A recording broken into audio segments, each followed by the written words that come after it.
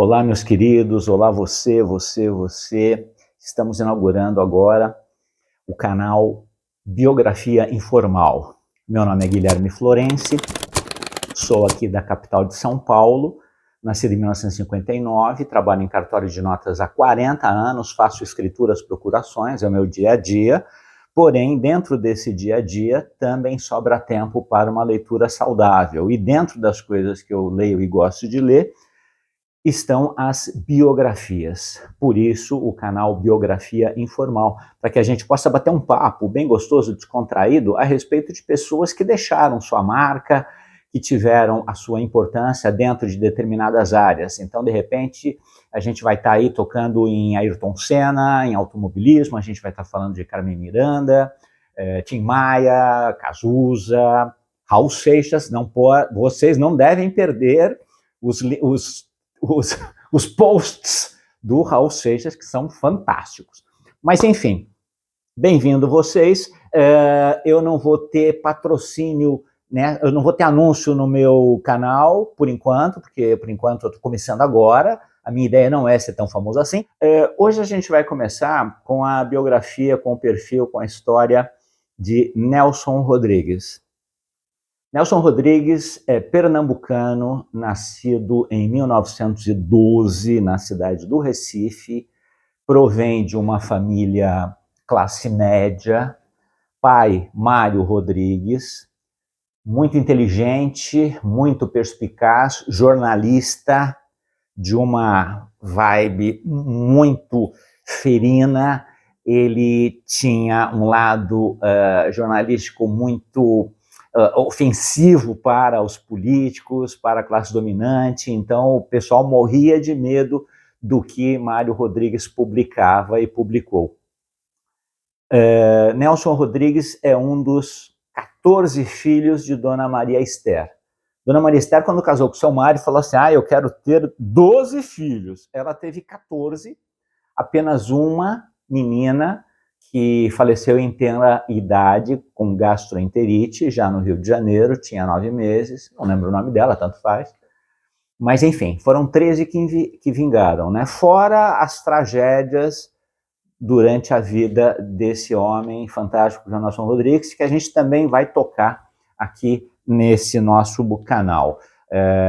Vamos iniciar, então, falando sobre essa parte da juventude do Nelson, né? Como eu disse, foi em 1912 que ele nasceu, e as contingências levaram com que o seu Mário Rodrigues se transferisse para o Rio de Janeiro, capital do Brasil, naquela oportunidade, e essa mudança foi em 1916. Mário Rodrigues foi para o Rio de Janeiro tentar a vida como jornalista em 1916, foi com uma mão na frente e outra atrás, deixou Dona Maria Esther em Recife, deixou lá com uma graninha, falou: toma conta dos filhos. Naquela época já eram 4, né?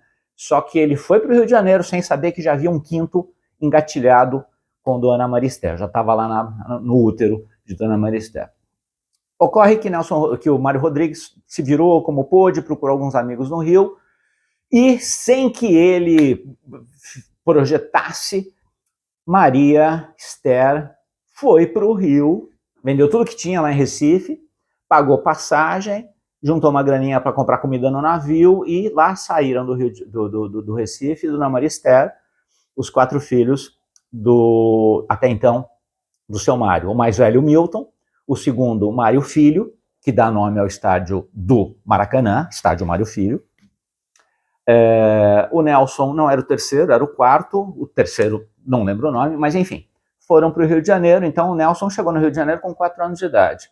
Lá eles se instalaram num bairro chamado Aldeia Campista, e a rua que eles moravam era a Rua Alegre. Não era uma rua tão alegre assim, mas era o nome.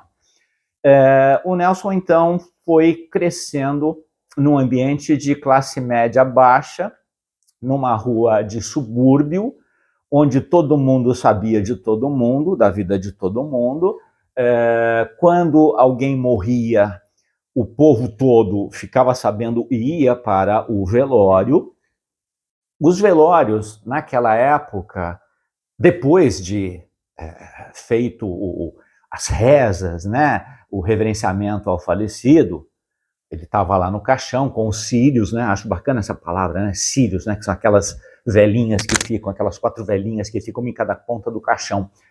Bom, o que acontecia naquela época, então, é que você pegava o morto, colocava numa carroça, e como se tratava de um povo relativamente sem grana, eles colocavam um burro, um jumento, na carroça e iam até o cemitério levando o corpo. Era o famoso cortejo, né?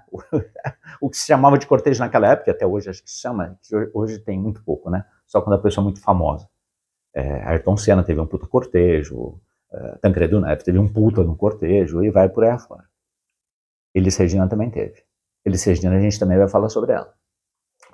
Mas enfim, então era o cavalo, o falecido, lá, o caixão, e atrás, normalmente, ao invés de um monte de carro, era um carro, um táxi, onde a família ia. E mais ninguém. Ocorre que naquela oportunidade no Rio de Janeiro, quando a pessoa era rica mesmo, poderosa, o que acontecia é que você tinha 2 cavalos, dependendo do poder da pessoa, 4 cavalos, aquela carroça bonita, bacana, cheia de dengos e coisas e belezinhas, tal, tudo, toda bem montada. E atrás desses 2 ou 4 cavalos e mais a carroça chicona lá, coxa, bacana, e um monte de gente, um monte de carro, porque o pessoal tinha carro, né? Apesar de ser uma coisa relativamente rara nos anos 10 no Rio de Janeiro, mas o pessoal, os poderosos tinham carro. Enfim, dava para saber quem tinha morrido se você seguisse o rastro de cocô de cavalo das casas ali do bairro chique, né? Opa, morreu fulano ali, porque era de lá que partia o cocô. Mas enfim, deixa para lá os enterros. Nelson Rodrigues, então, cresceu nesse ambiente, como criança, 4, 5, 6 anos.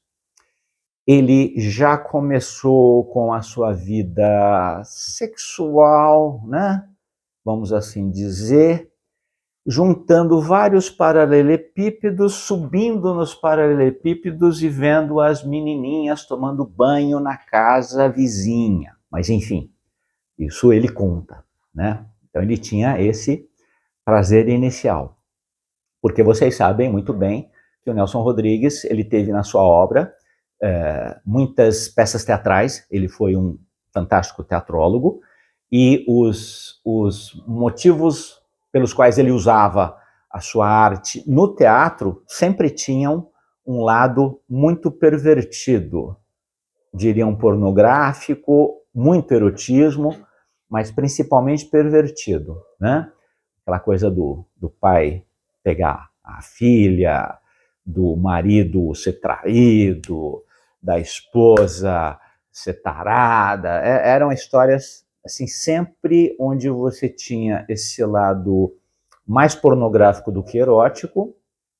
E outra coisa, uma coisa que era a marca registrada do Nelson, ele se apegava muito, ele escrevia muito, ele colocava muito na sua obra morte, morte.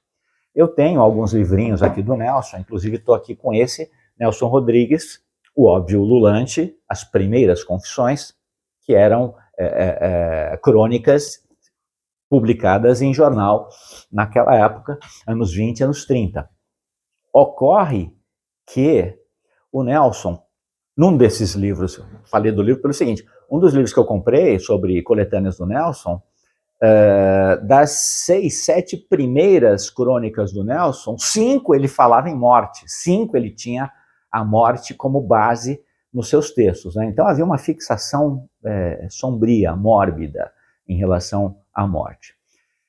O Nelson, quando ele estava na faixa dos seus 12 para 13 anos, né, aquela adolescência chegando, ele entrou numa crise depressiva, né? Então ele ficava na calçada de frente da casa dele, sentado, quieto.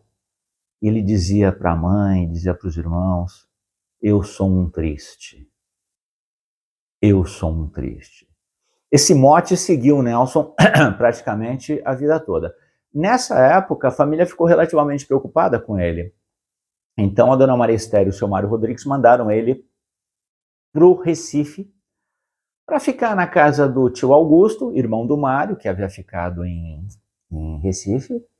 E lá ele tinha os primos, né? Tinha lá as vizinhas dos primos, tal. Ele foi para lá para dar uma amenizada, para dar uma arejada. E pelo que eu li, pelo que eu estudei do Nelson, foi um dos únicos pontos em que a gente pode chamar que ele teve uma crise depressiva. Na verdade, o Nelson, ele também tinha uma característica própria, que era o de se apaixonar a cada 15 minutos.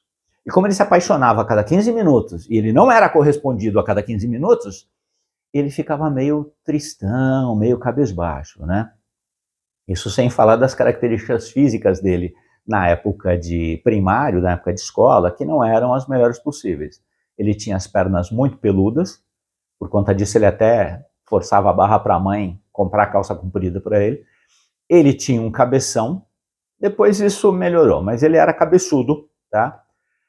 E ele tinha aquele estilo próprio, né? Então, para vocês terem uma ideia, quando ele estava no segundo do primário, ou seja, com 8 anos de idade, a professora chegou na classe e falou assim: hoje nós vamos fazer uma redação, o tema é livre, e a melhor redação será lida aqui na frente.